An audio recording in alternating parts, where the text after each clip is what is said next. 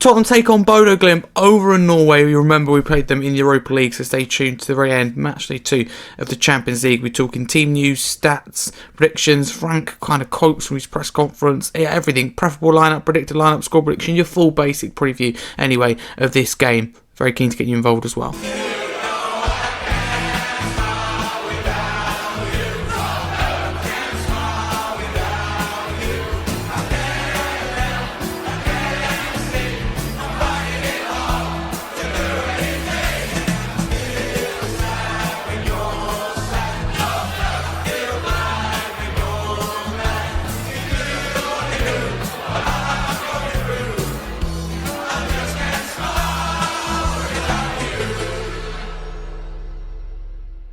Reminder, if you're new, please like and subscribe. Let's get straight into it. We'll start with team news then. So no Dominic Solanke or Rando Colomwani in open training today. Yves Bissouma, Coach Takai and Ben Davies are back in training. There we go. And Alistair Gold via Football London asked a question to Thomas Frank about Dominic Solanke, and Frank said Dominic Solanke has undergone minor surgery for an ankle injury.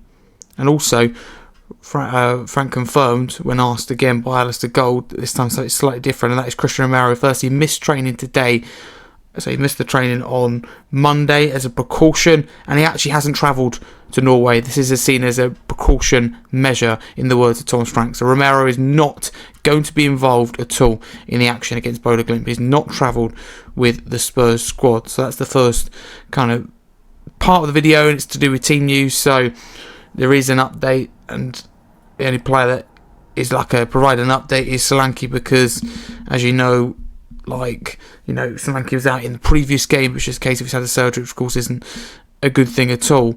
But on screen would be my lineup, obviously now changed with no Romero, so this is my preferable lineup. What I'd do is in the shoes of Thomas Frank.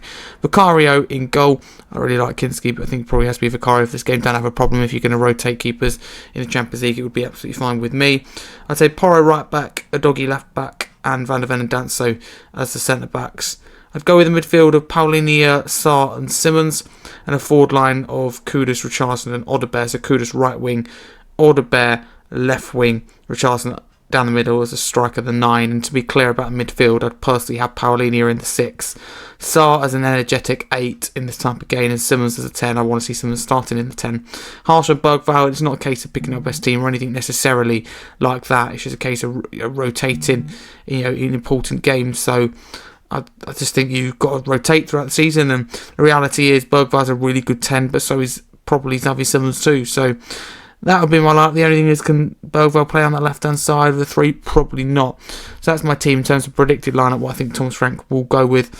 I think he'll leave Simmons on the bench, and I think he'll go with Bentancur, Paulinho and Bergvall. I think he'll go probably that midfield, or he might put Sarr on that. Actually, I think he will put Sarr on that. I think there'll be one change that Frank does make, and I think it'll be, will it be Bentancur or Bergvall? That's a tough thing to predict, actually.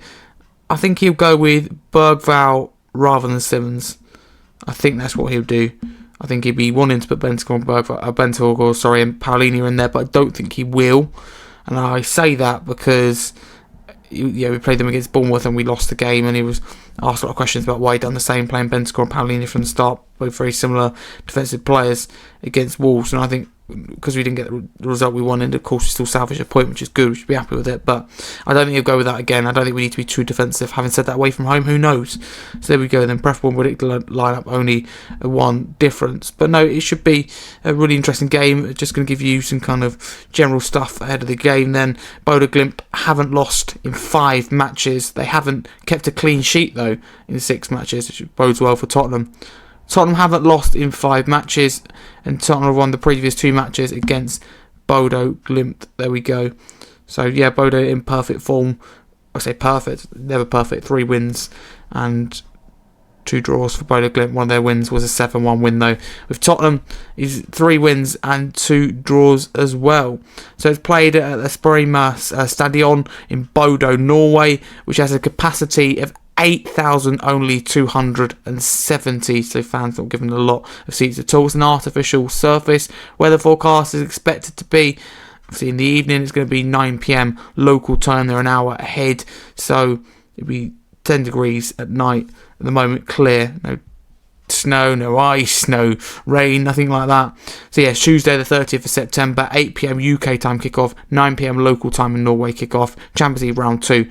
The referee is, I believe, Slovenian. It's Ivan Krusher, who's the referee. It's available to watch on Discovery Plus.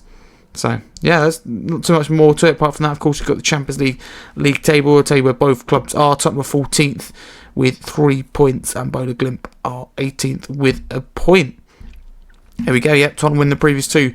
Head-to-heads 3-1 and then 2-0. 3-1 at home and 2-0 away.